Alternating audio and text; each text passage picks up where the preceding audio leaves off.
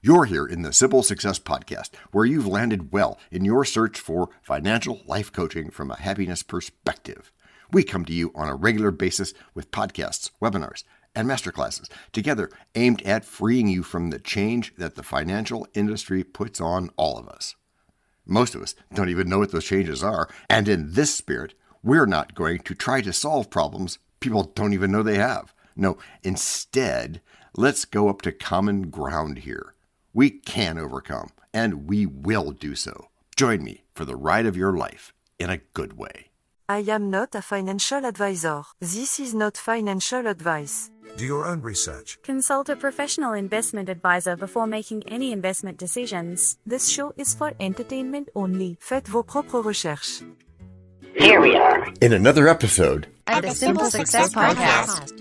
and This is financial life coaching from a happiness perspective.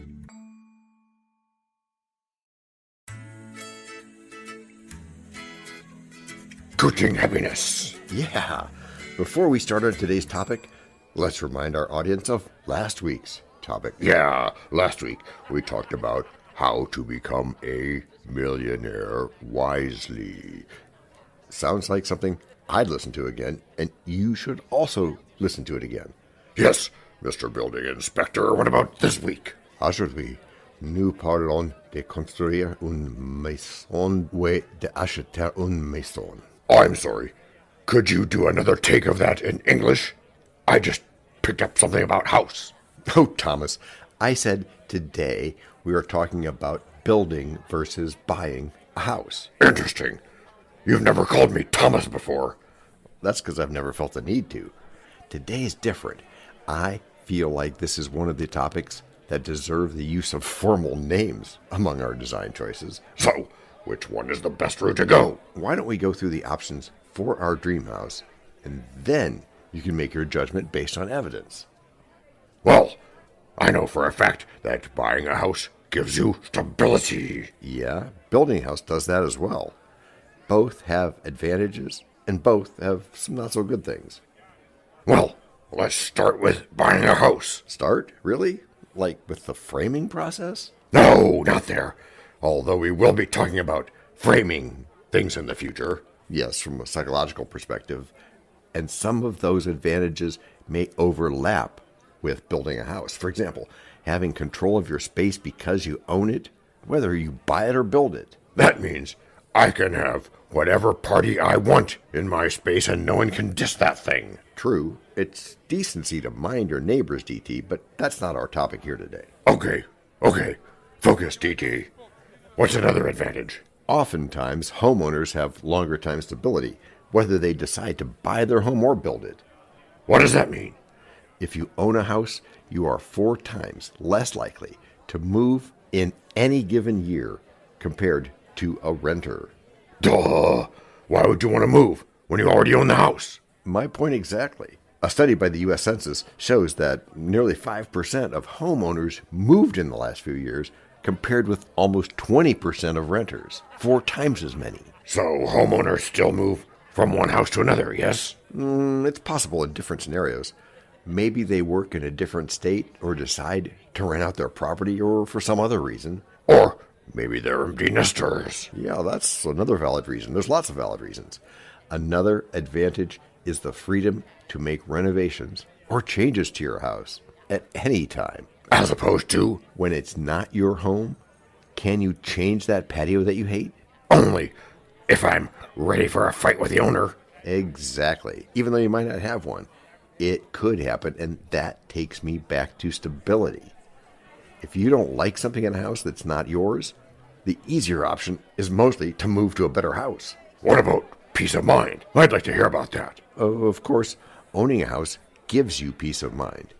You rest assured that you'll leave your kids or family a debt-free house should anything happen to you. That's if you have completed your mortgage in the case of buying a house. No. Sometimes the mortgage insurance covers the payments.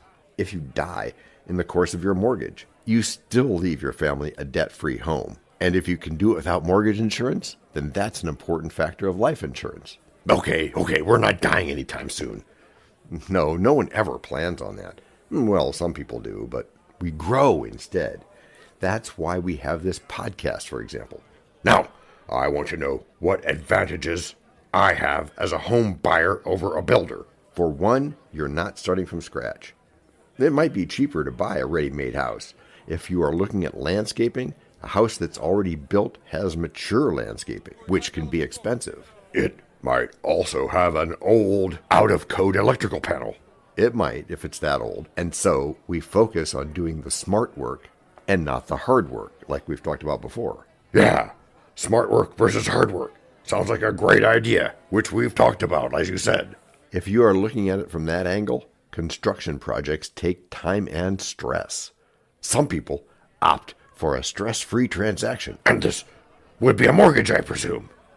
Yeah, either a mortgage or a cash transaction, if you have that much money, which is also possible. Those are a lot different.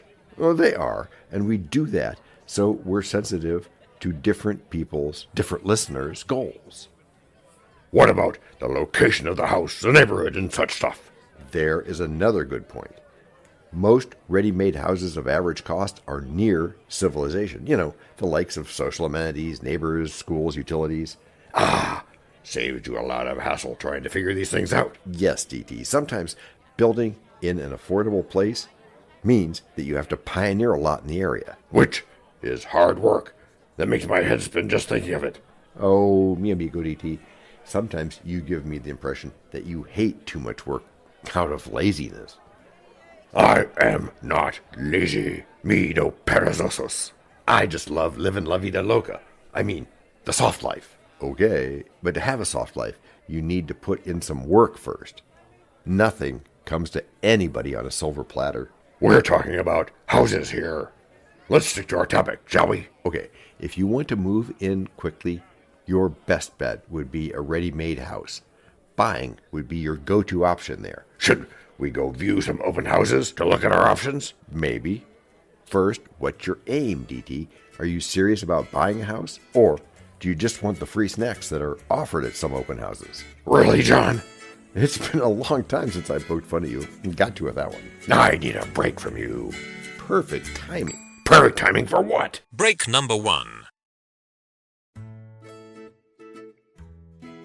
Hello, everyone. This is John with the Simple Success Podcast, financial life coaching from a happiness perspective. Because we know you want to show us some serious love in return for the tremendous benefits you get from us, please subscribe to us in your favorite podcast player. You can find us on both the App Store and the Play Store because our message is for everyone. Leave a rating for us, or even better, tell a friend. Whichever you choose, thank you so much for helping us do this for you. To leave us a written message, which just might lead to more in a future podcast, go to those same written show notes to find our subreddits. There is also our Facebook group page, Twitter, and other ways which we'll tell you about from time to time. You can also find an Easter egg every so often, so listen closely. Thank you again, and keep those constructive ideas coming.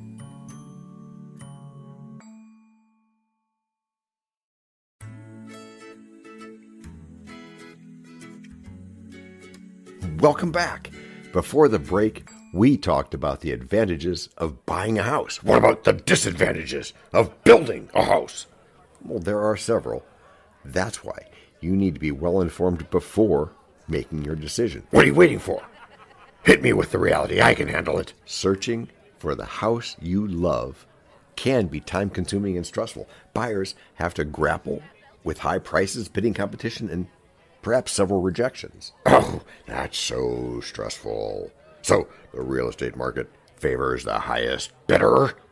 Sometimes, yeah, especially in highly sought neighborhoods. Another thing is having to make do with the initial builder's style.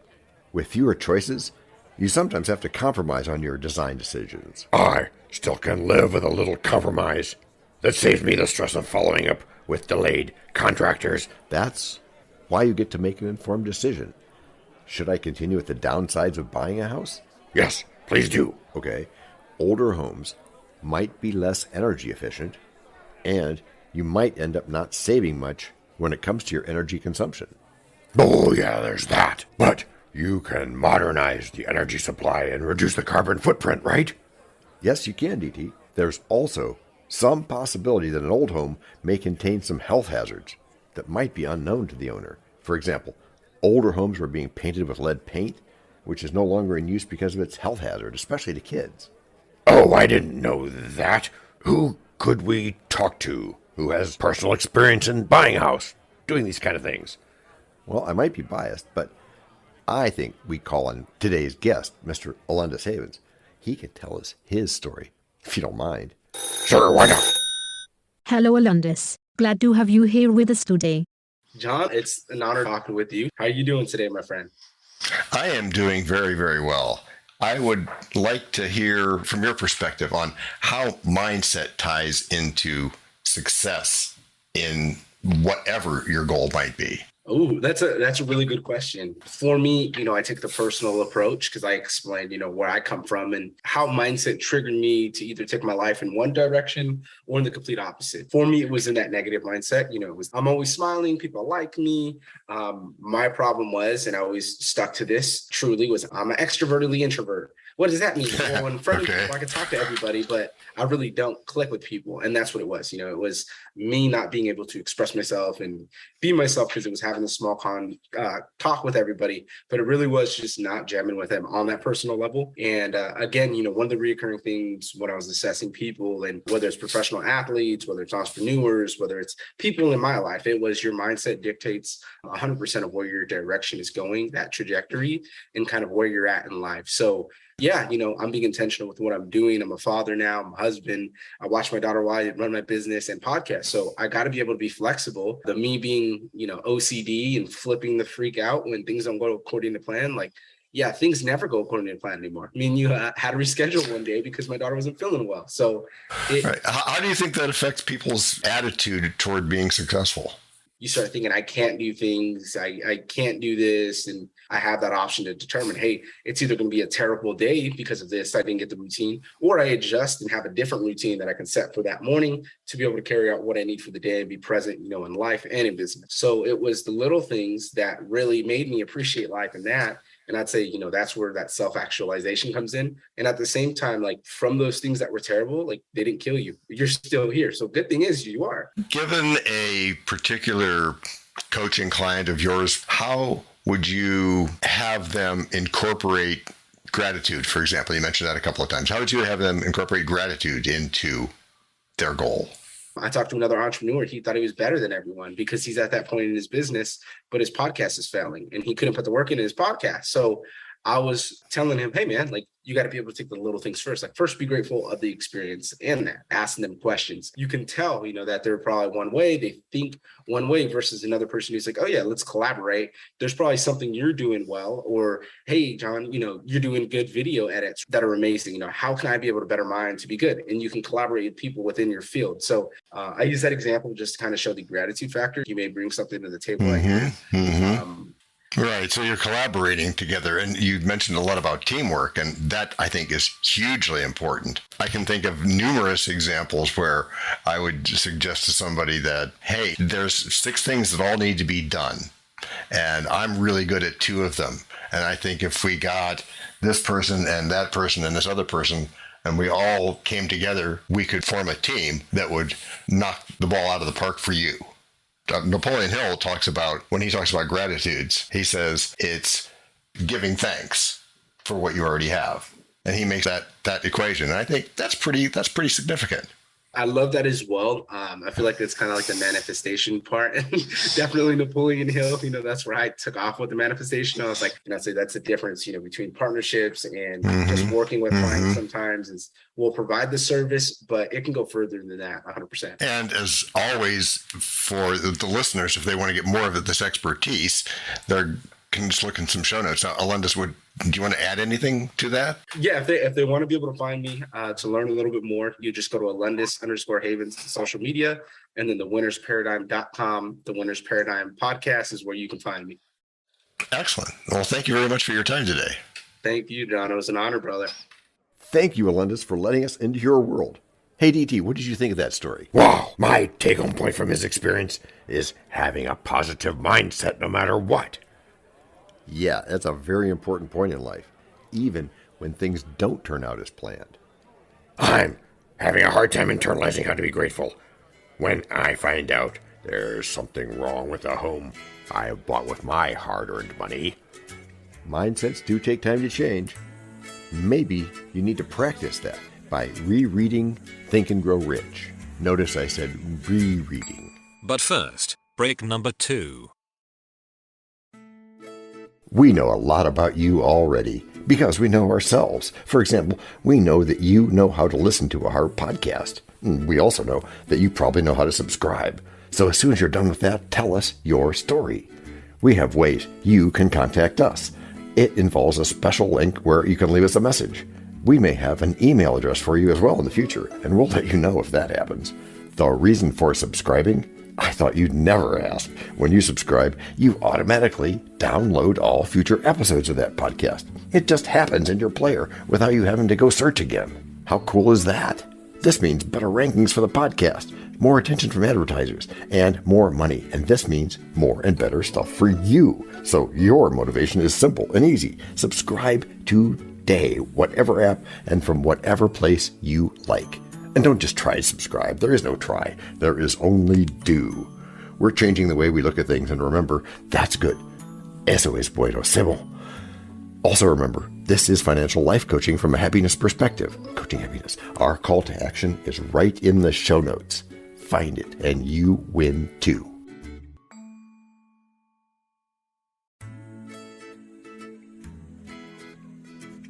Can I simple that? Por supuesto. Of course.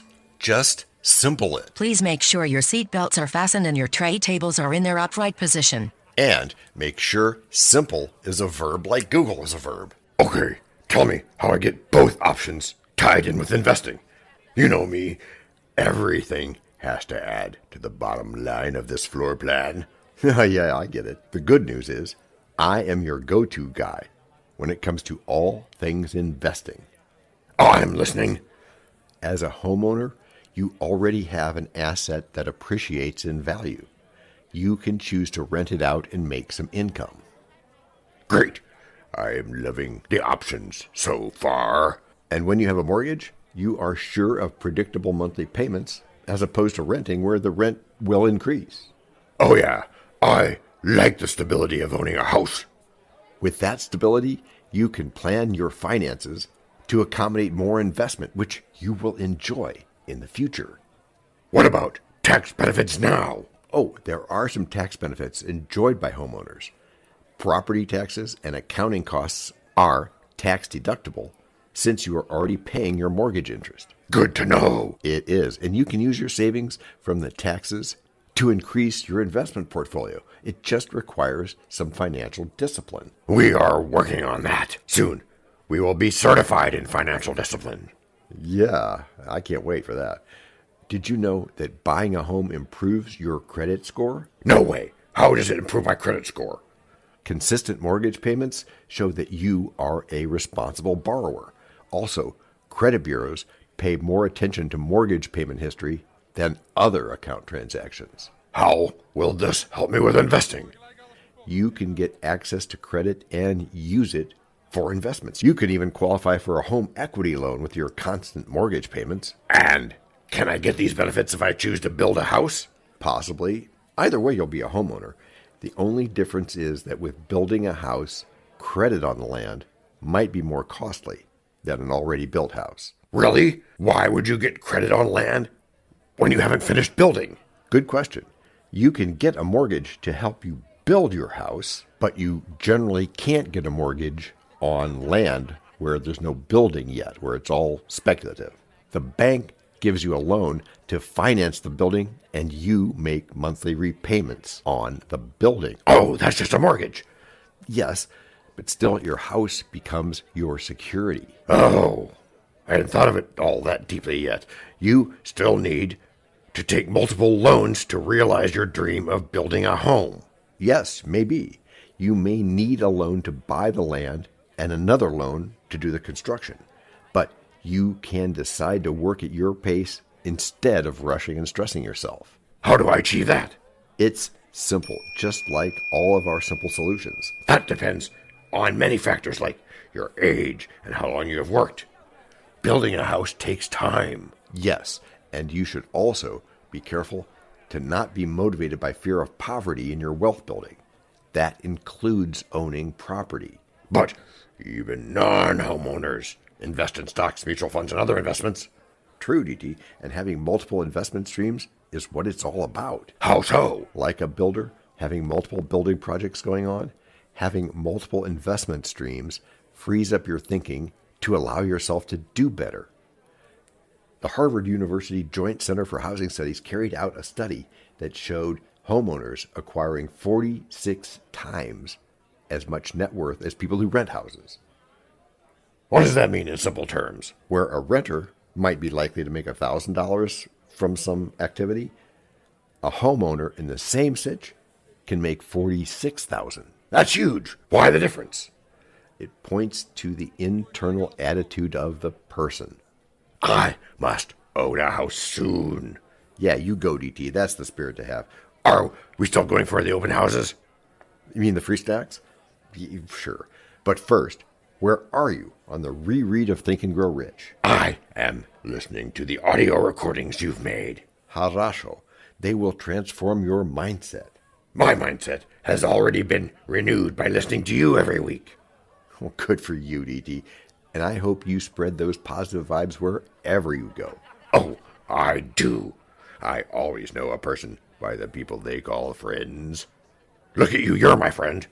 Oh, thank you. I'm flattered. I didn't know you valued my friendship that much. You are welcome. Denata Darian, let's keep the grind. And practice until we get even better.